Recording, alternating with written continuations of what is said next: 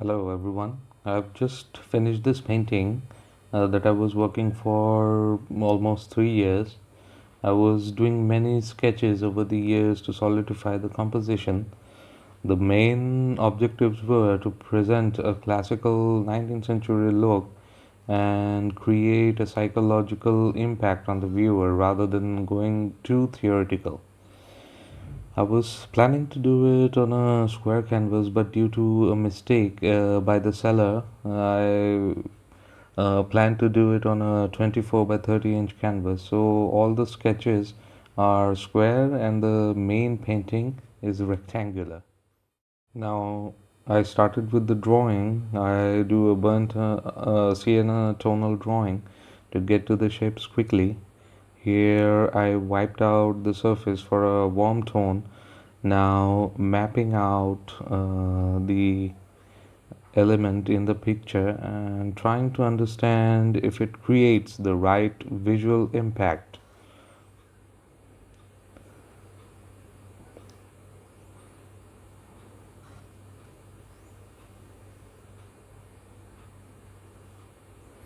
Now my wife took the shot of the whole canvas so that everyone gets the overall idea of the composition. Here I'm slightly mapping and adding the tones.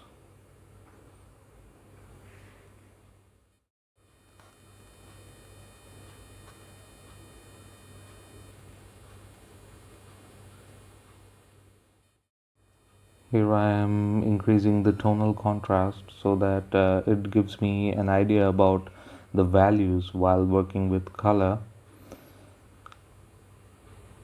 I follow the same principle when I'm doing a plein air painting. There I also use blue to indicate the cool temperature. Now I am wiping as well as darkening to create contrast.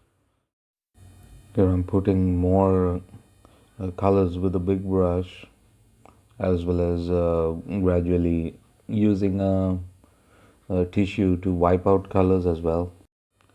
Big brushes are totally indispensable in the initial stages. They blend automatically, wipe areas, cover the ground quickly. I'm also using a tissue as well to wipe out color. I still believe that a rag works better though. Here I'm doing the same on the river section.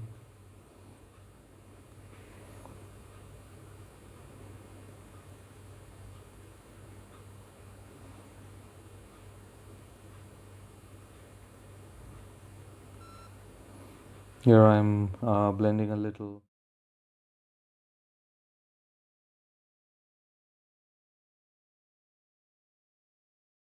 So here's the picture of the full drawing.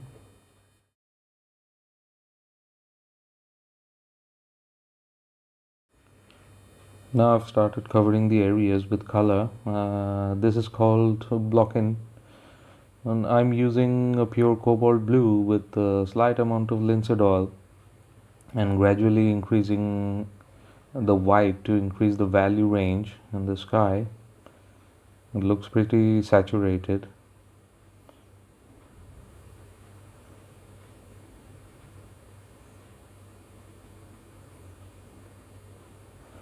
Now I'm working on the cloud, but we'll change the color and make it dark as the value of the cloud will be high and almost white in the later stage, and it'll be easier to attain that warm white upon a dark base. So this color will change. I'm working on the lower section of the clouds.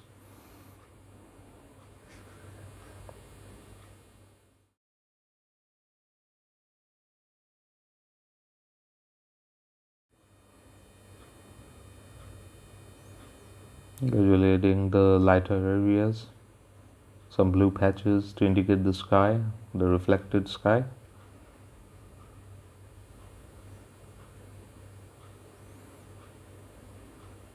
Working on the lower section of the ground, and this is the foreground, so it should be a little darker.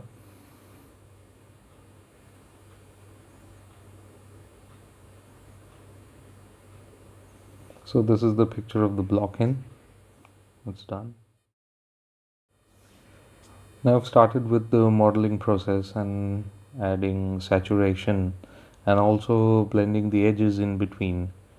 Now cobalt blue is such a beautiful color. When it is used with saturation, it creates a very pleasing visual effect.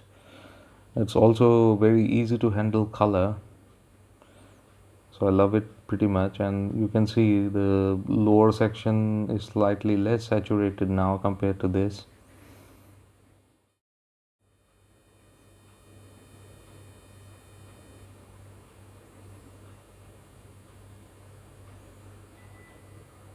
Now this is a very enjoyable section as well. You get to see the tiles of color, the mosaic, and it creates the beautiful shapes. Now, as I'm painting the mosaics, I'll be gradually blending them a little so that the sky has a smooth section as well. It won't be as patchy as the way it's seen right now. We're merging as well, merging the warm and cool colors. This phase is just putting down the basic colors.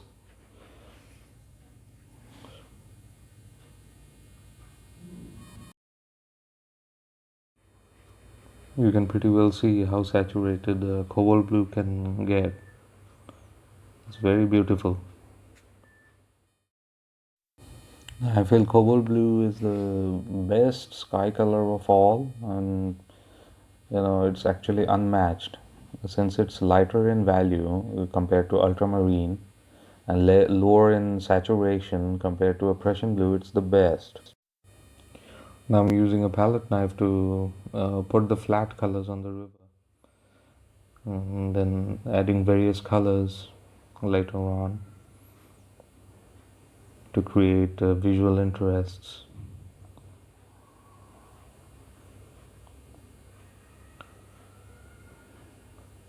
Here I'll be adding browns as well as various other colors to create some interest now. And blending the colors as well. The color looks white surprisingly, but it's not that white. Adding some blue patches to denote the sky and blending them with the other layers.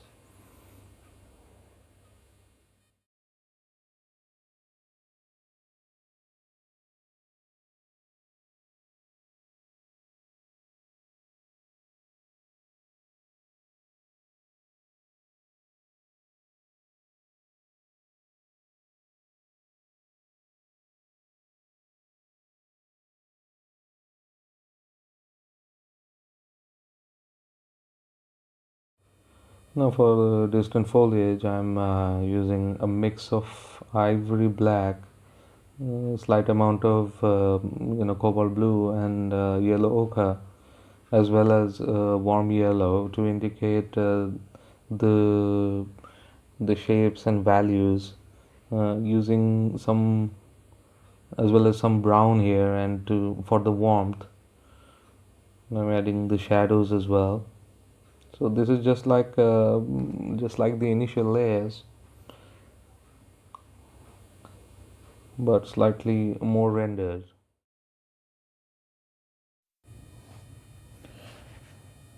Now I'm using a flat brush to add some shadows here and there, and the lower section of the land, the trees.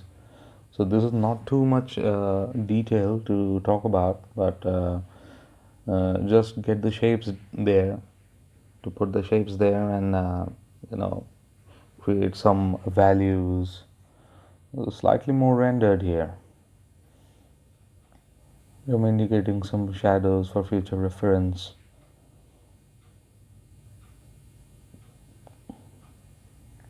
So the blocking gets more interesting in terms of putting down all the colors.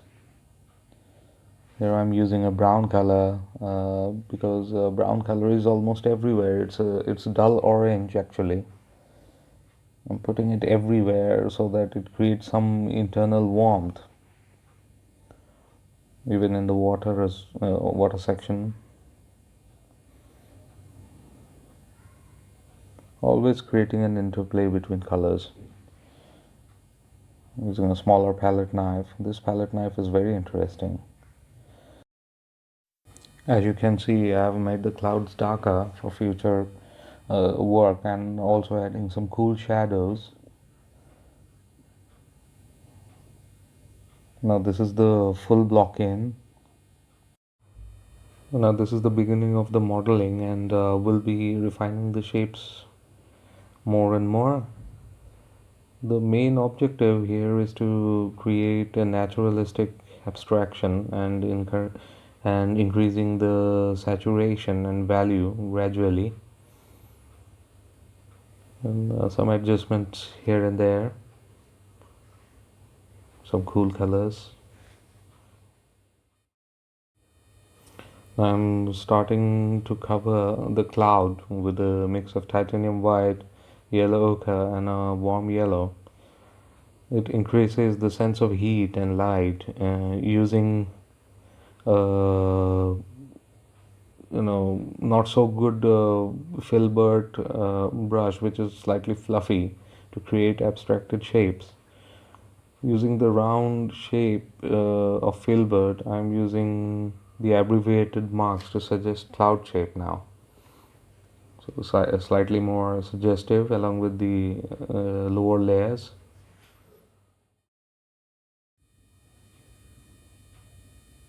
I'm adding some highlights and creating some amount of shadows and contrast against the previous layer. Now I'll be merging this color with the lower layers. It's very interesting that how this thing has developed without much effort.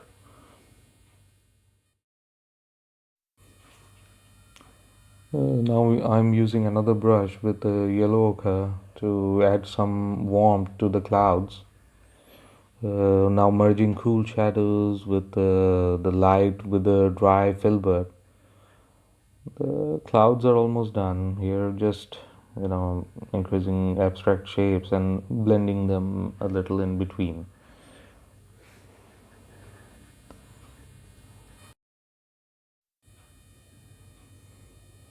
I'm using this not so great brush to check the colors here and there, and also a darker brush. I generally paint with two brushes. One is for darker value as well as a lighter value, and create some sort of a juxtaposition of these two colors. So there is a shimmering effect all the time. So this is the block in. Here I'm working on the distant field with and highlight, adding more light as well as shadows for good contrast. Also focusing on interplay between cool and warm saturated color. This is a high key painting, and this is the highlight section as well. So people will look at this particular area, and then gradually they will move down.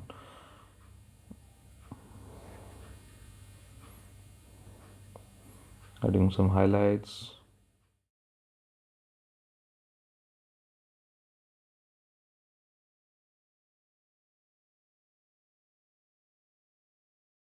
Adding some patches of color with the downward movement of the brush.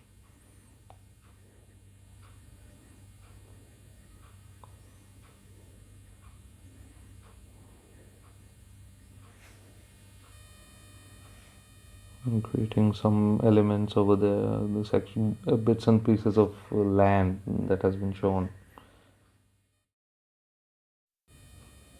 I'm dragging my brush with a lighter color on top of a darker color to create some sort of a broken color effect.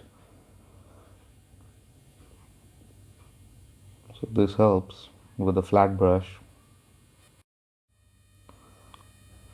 Now creating an interplay between light and shade in the nearest foreground, gently adding the sap green and burnt sienna, yellow ochre, some yellow. So this will have a lot of interplay between various colors.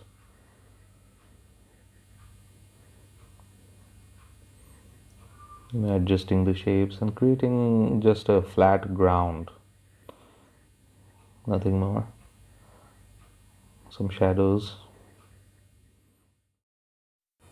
The painting actually represents the river Yamuna, and this is the banks of the Yamuna, just next to Taj Mahal. And Taj Mahal is on the left, and the right section is more or less empty. And this was evening light, so it was amazingly glowing, and that was the idea to represent here. I'm adding some patches to create a realistic effect of some yellow ochre as well as a warm yellow, as well as some sap green, black, mixture of browns. So there are a lot of colors here to create some sort of a juxtaposition. I'm working on the trees as well.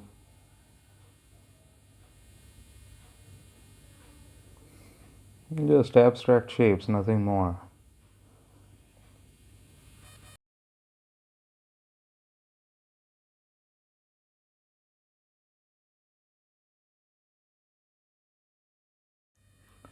Now we have moved to the detailing stage here, and here the main objective is to increase the color range as well as increase the highlights, enhance the highlights actually, and we're putting down some detail now with white and warm yellow, enhancing the light on the trees. Now I'm doing that, enhancing the light with the orange as well as burnt sienna with saturated colors, and this requires careful observation. Here I'm creating some sort of an interplay between light and cool colors as well as the shadows. And there are some highlights on the left, that is the western side, and the sun is setting in the west, and merging them, adding some light here and there to create a shimmering effect, just to show the heat of India as well. Adjusting the trees,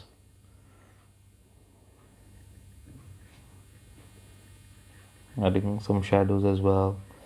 We're adding highlight on the land, putting the super shine as well.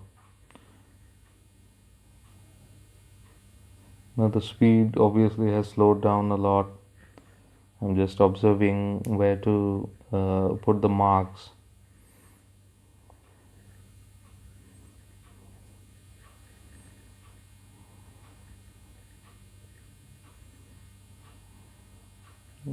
Just dragging the paint a little here and there. Now this highlighting is a very interesting process because it catches the eye and draws the viewer to the painting.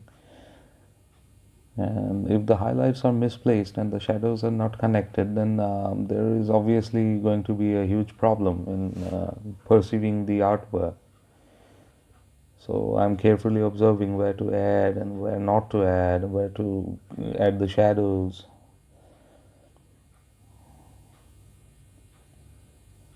So this is more like a very slow process, adding details, what color to use and how to restrict yourself, but also doing something that would show that It has got some points of interest.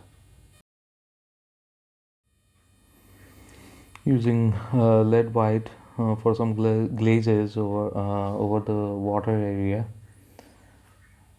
But this color is very dull actually, but it works.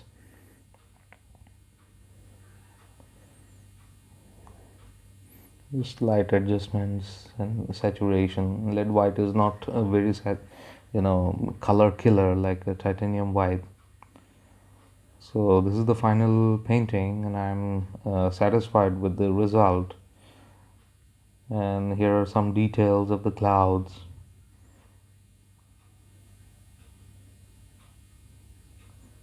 as well as the land sections and the water.